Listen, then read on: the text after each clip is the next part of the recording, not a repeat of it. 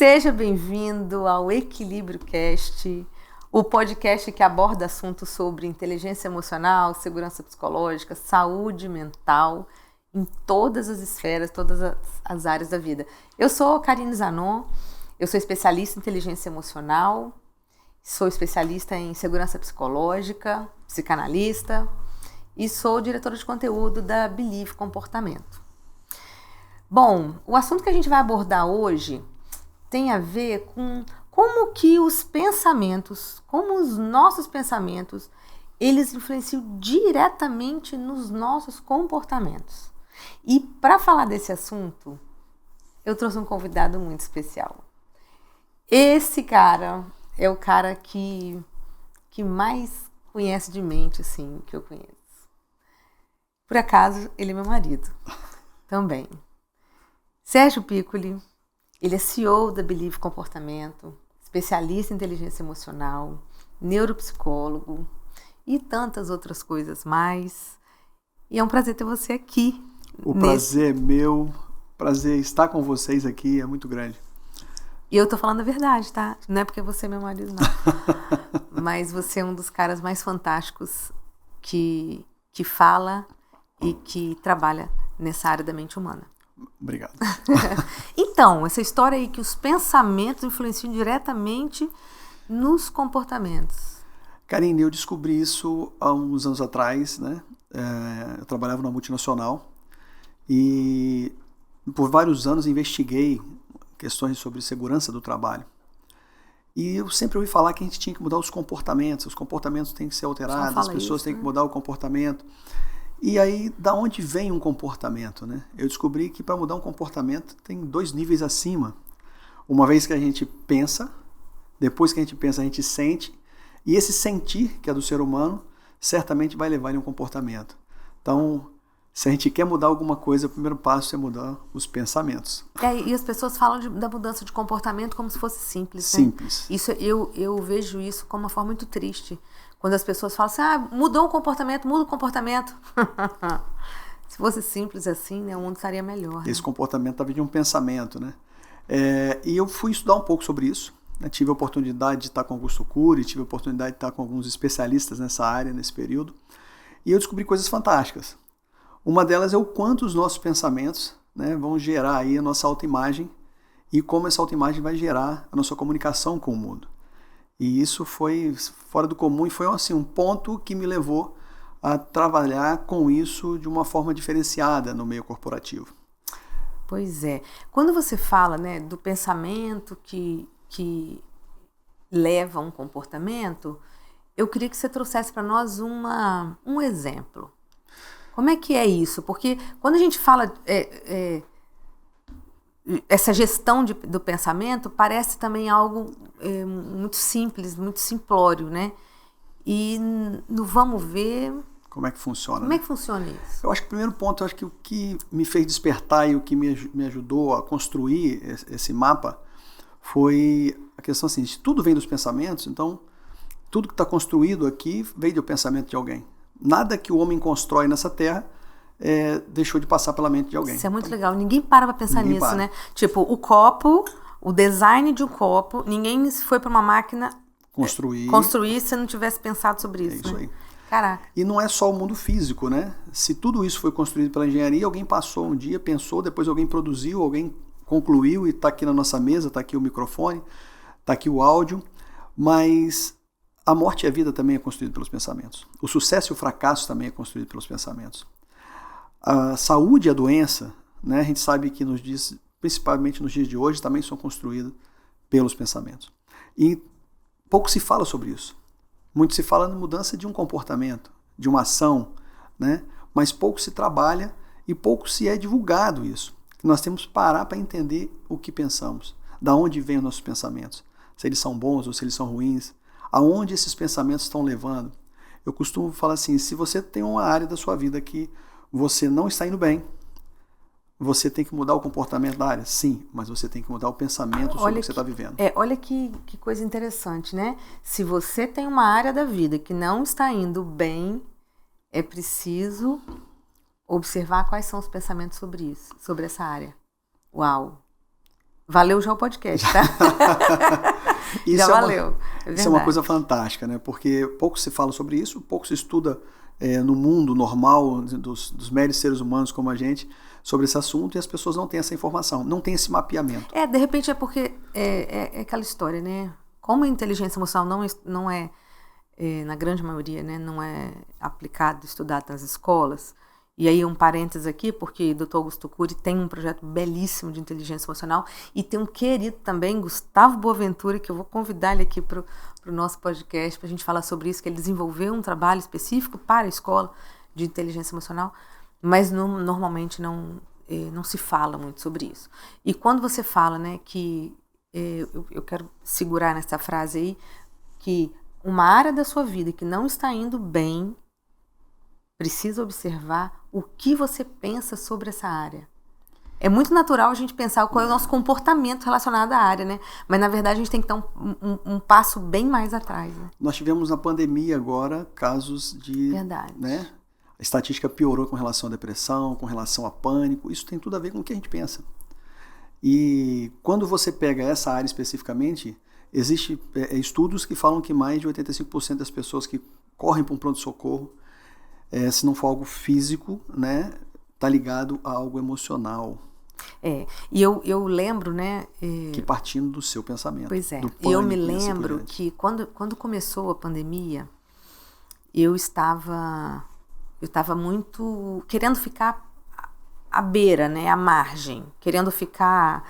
sem querer ouvir muito os noticiários, porque a coisa começou a embolar, né? Na época nós estávamos fechando um contrato, né, na África, e estava tudo certo. Foi um ano, isso aconteceu, gente, um ano a gente alinhando um contrato na África, de uma grande empresa, durante um ano inteiro, alinhando como seria o projeto, tal. E aí quando iniciou o mês de março, a gente já estava no pé de marcar a data.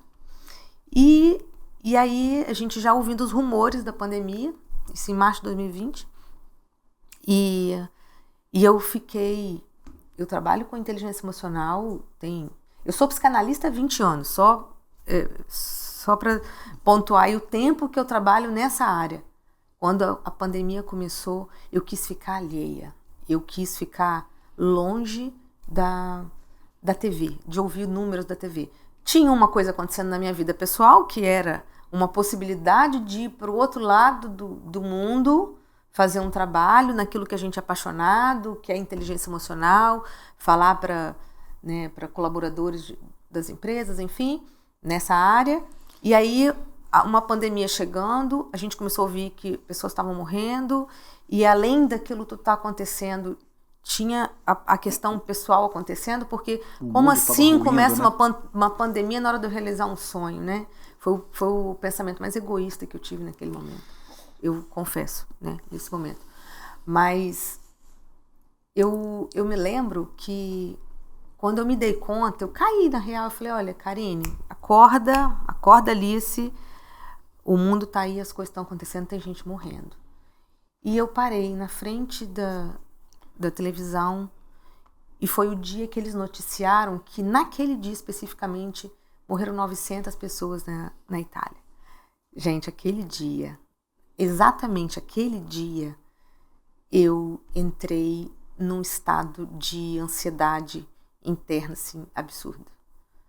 Porque naquele momento a minha ficha caiu, o Brasil ainda não estava, as questões não estavam ainda fechadas por aqui, mas a minha mente naquele momento entrou em parafuso, porque eu falei, como assim 900 pessoas morrem na Itália? Esse negócio está chegando muito perto. E aí eu tive aquela sensação momentânea, desesperadora, como o mundo inteiro passou.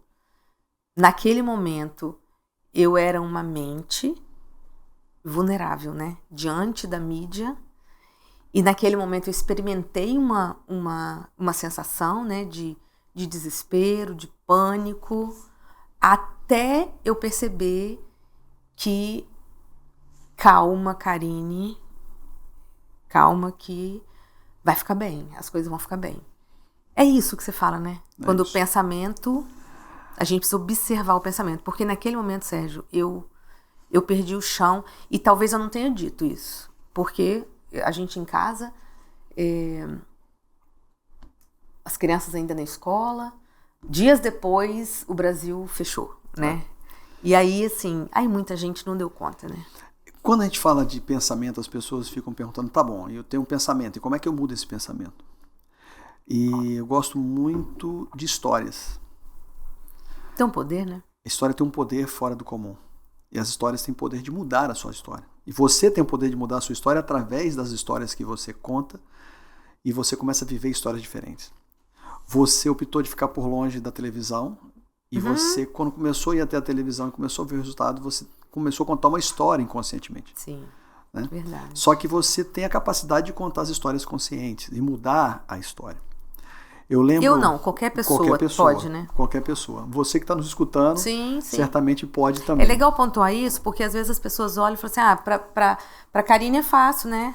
Ela é psicanalista, ela trabalha com desenvolvimento humano. Gente, eu passo pelas mesmas coisas, nós passamos pelas mesmas coisas.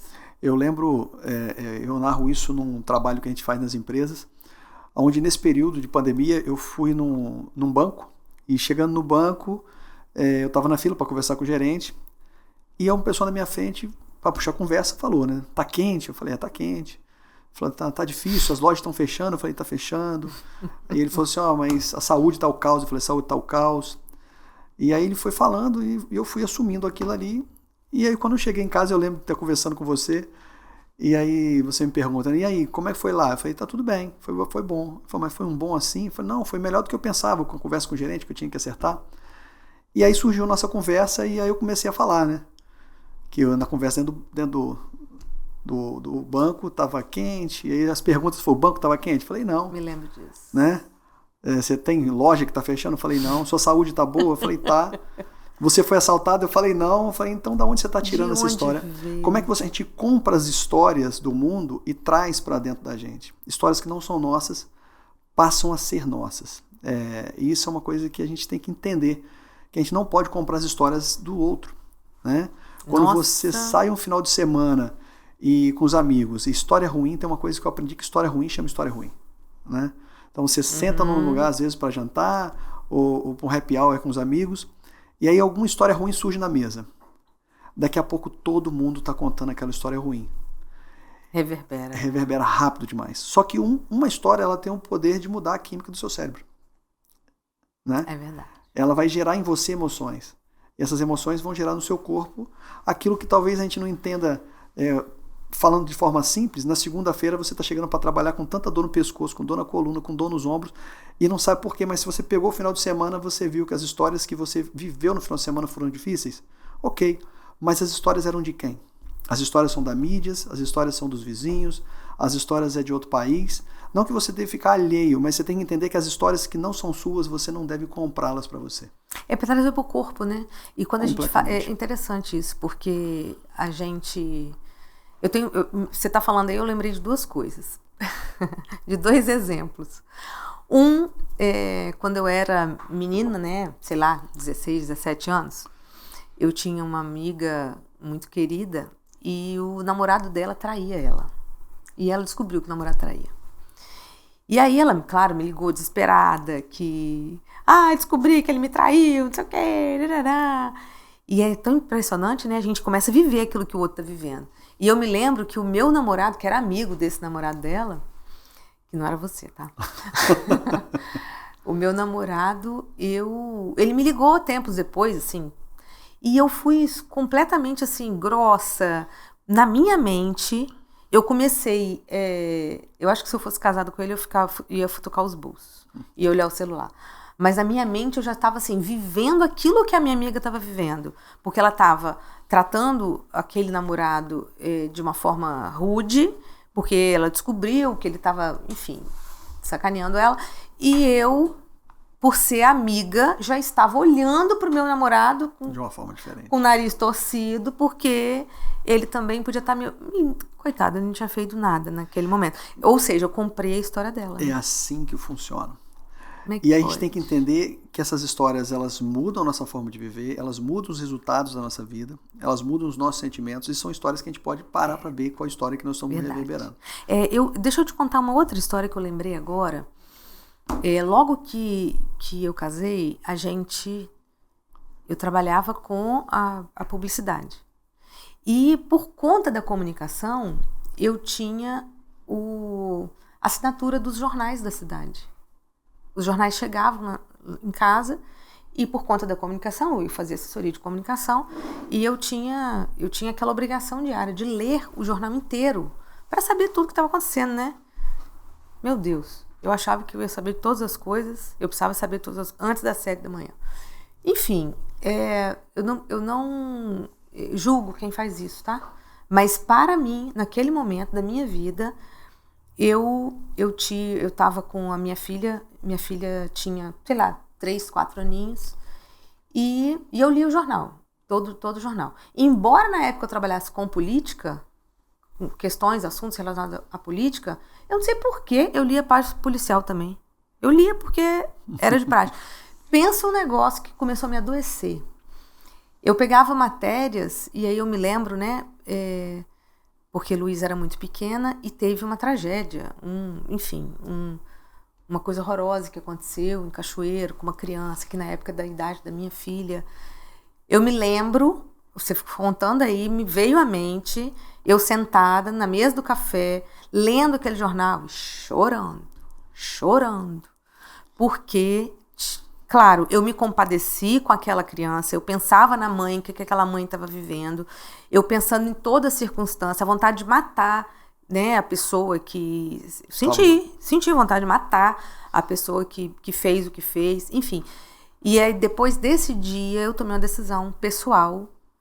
Eu nunca mais li página policial, graças a Deus. Eu nunca trabalhei nessa área, eu não precisava ler, e essa curiosidade de querer saber detalhes não estava me fazendo bem. O que eu posso dizer para você é que nesse momento você fez uma opção por pensar diferente, receber informações mais adequadas diante da realidade que você queria viver. É uma escolha, não é? O tempo todo é uma escolha. Eu lembro que, eu falo assim, a nossa história pode ser mudada a qualquer hora. Só depende da sua decisão de contar novas histórias. Eu lembro um dia que eu estava trabalhei num plantão de 12 horas nessa multinacional que eu trabalhava, né? E quando eu estava saindo dela, eu sempre gostei de ler, e eu estava lendo um livro que muitos conhecem, que é Quem Pensa Enriquece. Estava saindo de manhã. Napoleão Hill. E no livro estava dizendo uma frase mais ou menos assim, que um homem que trabalha o dia inteiro e chega em casa não é bem recebido pela família porque existe alguma coisa errada nesse contexto. E naquele dia eu falei assim, eu tenho que resolver isso, né? E aquele dia eu cheguei em casa, eu chamei meus filhos, nós sentamos no chão da sala. Eu tenho 2 filhos, Luísa de 20 anos hoje, o Leonardo de 17, vai fazer 18. E eles ficaram meio preocupados, e eu falei uma coisa com eles que eu não esqueço até hoje, da nossa conversa. Eu falei assim, eu quero amar vocês. Aí eles riram, brincaram comigo, eu falei assim, não, tô falando sério. Aí ele falou, pai, mas o senhor ama a gente? Eu falei, eu amo vocês. Mas uma coisa que eu quero mostrar para vocês é o seguinte, eu quero amar vocês como vocês querem ser amados. Hoje eu amo vocês como eu acho que devo amar. Não que meu amor seja pouco ou seja ruim, mas eu preciso demonstrar isso de uma forma que vocês enxerguem o meu amor. E aí a gente teve uma conversa, porque eu falei com eles, eu também quero mostrar para vocês a forma que eu quero ser amado. Isso foi um achado, e eu mudei uma história ali. E não foi só a história deles passarem a me receber na porta, né? Mas eu acho que o grande conquista ali foi a hora que minha filha falou assim, pai, o senhor sabe quando eu mais gosto de estar com o senhor? E eu falei, não. Ela falou assim, quando o senhor me leva para o hospital. Uau. E aí ele me quebrou. Porque naquele momento eu entendi, e ela falou por quê, né? Ela falou assim, porque quando o senhor está no hospital não tem celular, não tem televisão, não tem notebook, não tem rádio, não tem nada. O senhor demonstra total atenção para mim. E eu, né, como terapeuta há mais de 10 anos também, depois descobri isso, que eu estava formando uma pessoa dependente de doença para ser vista. Uau. E aí eu tive que mudar isso. E acho que foi a grande conquista. Então, a sua decisão por mudar a história é a decisão que você vai tomar uma vez só, e ela vai passar a ser mudada a partir daquele momento, porque você vai querer contar novas histórias. Você tem que tomar a decisão. Você tem que ver. E não existe idade para mudar a história. Um perdão, um pedido de perdão ou um perdão dado é uma coisa que muda uma história para sempre. Uma ligação de uma pessoa que você não vê há muitos anos e acha que aquela pessoa deveria ligar para você e você não ligou para ela e nem ela para você, é uma coisa que pode mudar uma história para sempre. Então, assim, você decide. Hoje, meus filhos já cresceram, quase não encontro eles, mas eu comprei um cachorro para me esperar quando eu chego em casa, e ele vai até a porta e ele pula em mim, mas eu tinha que ter alguém para me receber em casa, né? Mas é uma história que mudou. Então, assim, eu vejo as histórias que eu contava, as histórias que eu conto, a ressignificação dessas histórias. Verdade. É interessante você falar isso, que quem está nos ouvindo pode parar para observar, né? Das áreas da vida, quais áreas da vida que eu tenho os meus papéis, né? Minha área de saúde, minha área do equilíbrio emocional, a minha área financeira, do relacionamento amoroso, da família, filhos, lazer, trabalho, relacionamento com Deus. Como é que estão sendo as histórias que a gente conta em cada uma dessas áreas? Porque às vezes, eu vou te contar uma história que eu contava, embora ela fosse um pouquinho de verdade, mas muita mentira, que eu falava que depois que eu fiz 40 anos eu não consegui emagrecer. É um pouquinho de verdade porque depois dos 40 anos a gente tem um pouco mais de dificuldade, e aí depois, um pouco depois ainda com essa história de menopausa, a dificuldade é verdadeira, ela existe. Porém, o não conseguir emagrecer era uma história. Porque eu não conseguir emagrecer, para mim, significava comer a hora que eu quisesse, comer besteira, comer doce. Aí era fácil, né? Não conseguir emagrecer. Então, assim, acho que é legal a gente olhar cada área da vida, qualquer uma dela que seja, e observar qual é a história que a gente conta sobre essa área. Porque às vezes é uma história de sucesso, mas às vezes não, nem tanto. Né? O que eu falo de vez em quando é que nós somos às vezes um elefante amarrado no cordão, né? Uau. Existe essa história que quando os elefantes são pequenos, eles são amarrados no circo, numa corda menor, e quando eles crescem, pequeno eles fazem força, não conseguem sair, grande eles desistiram de fazer força e eles são amarrados por uma corda pequena ou uma corrente pequena que, se eles fizerem força, eles conseguem sair. E nós somos assim também. Verdade. E talvez uma dessas correntes que a minha geração e algumas gerações estão passando é de ouvir de um pai assim, querer não é poder. Eu falo que querer é o primeiro passo do poder. Porque se você não quer, você não vai construir nada, não vai fazer nada. Mas a partir do momento que você quer, algo pode começar a mudar. Basta uma decisão sua de mudar a sua história. Dar o primeiro passo. Parar de lamentar e murmurar e chorar e agir em direção àquilo que você quer. E a gente vê casos fantásticos no mundo aí e a gente acredita que não é para nós. Né? Né? É excepcional aquilo que aconteceu. É uma coisa fantástica. Se alguém fez... Se alguém fez, é possível fazer. É possível alguém. É possível fazer. Possível fazer. Eu estou lembrando de uma história aqui que aconteceu com a gente, inclusive, a gente dentro do carro indo para a igreja. E uma coisa que sempre me aborreceu foi o quê? Olha que história fantástica que foi mudada dentro da nossa vida. E uma coisa que sempre me aborreceu foi estar no trânsito e uma pessoa tentar ultrapassar, de bater farol, começar a buzinar, e você está no engarrafamento, você não consegue sair. E a pessoa ali, quando é ambulância, você sobe na calçada, você dá um jeito de a ambulância abrir, mas quando é uma pessoa num carro comum, de passeio, você, né? Isso me aborrecia muito. E a gente estava ali dentro do carro, e isso começou a acontecer, eu comecei a ficar aborrecido, e aí o meu filho, ele falou uma coisa muito interessante, ele falou assim, pai, o cara do carro de trás, a pessoa que está no carro de trás, ele tem um problema. Só que a gente não consegue resolver o problema dele, mas a partir do momento que você traz o problema dele, através dos seus pensamentos para dentro do nosso carro, o problema passa a ser nosso. Nossa, tomou distraído. E aí ele falou assim, e a gente não sabe o que ele está vivendo lá. Então assim, a gente sabe se ele está no trânsito, mas que está indo para o hospital, se está indo fazer visitar alguém que está muito mal, se a mulher dele está ganhando dentro do carro. Sabedoria de uma criança de quantos anos mesmo? De uns 13 anos na época. E ele falou assim, a gente não sabe nem se ele está com vontade no banheiro. Verdade. E aí foi uma coisa que eu ressignifiquei na minha cabeça. Todo mundo que buzina agora atrás de mim, que quer ultrapassar, é porque tem alguma coisa errada dentro do carro e ele tem motivo dele para buzinar. Então eu acabei relaxando com isso. E o meu sentimento, eu mudei a história mental e o meu sentimento com relação àquelas ocorrências, essas ocorrências que podem acontecer, isso mudou totalmente. Se alguém buzina atrás de mim, eu sei que ele tem um problema e eu deixo ele o mais possível, assim, uma forma mais fácil dele ultrapassar. Isso é... Que legal. É isso então, né? A gente Já valeu cada segundo aqui do podcast. O querer é poder. O querer é poder. Querer é poder. Toda história pode ser mudada. Recontada. E os pensamentos, eles são responsáveis pelos nossos comportamentos. Então, a gente precisa avaliar como é que está nessa fonte, né, de pensamento. É isso. Tem mais alguma consideração? Porque nós estamos terminando aqui o nosso podcast. Vai ficar para o próximo podcast. Tem muita história para contar. Tem muita coisa legal, tem muita história para contar, né? E tem realmente muita história para contar. Eu quero te agradecer. Por dividir as histórias. É sempre muito bom ouvir suas histórias. E eu tenho assim, o prazer de poder dividir com as pessoas aqui do nosso Equilíbrio Cast essas histórias. Gratidão. Foi muito bom, Até a próxima. É isso, gente. Muito obrigada. Você que ouviu, você que ouviu e percebeu alguma coisa que pode ser mudada também na sua história, na sua vida. Eu gosto de dizer que quando tem algumas sabedorias assim sendo ditas, é bom a gente pegar e anotar, porque pode fazer diferença num momento crucial aí da vida.